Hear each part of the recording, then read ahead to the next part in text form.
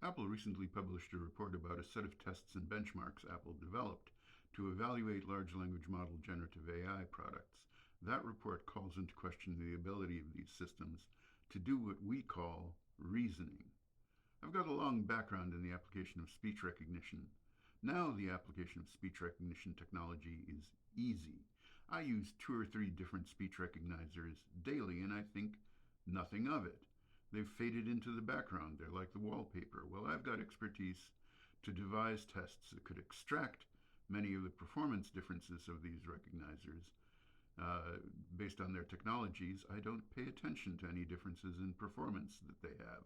You no longer have to worry about background noise, crosstalk, and other things like that because the performance is so good that even if you could devise a benchmark that brought out the differences between recognition systems, the results might be only of interest to a company paying to license such a system or evaluating an internal development project.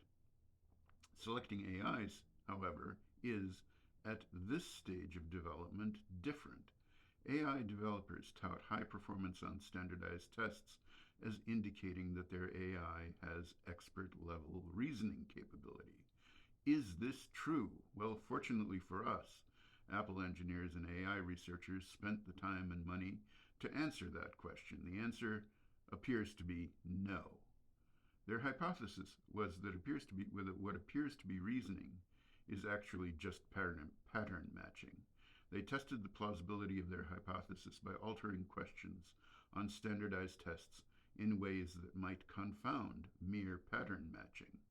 And the result was, drum roll, performance dropped as pattern matching got more challenging due to the questions being rephrased. This is a bit of a pay no attention to the man behind the curtain moment.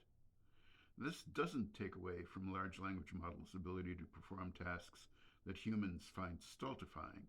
If I was going to sift through millions or thousands of patents, I would have no doubt that generative AI could do a lot of heavy lifting for me, depending on what my goals are.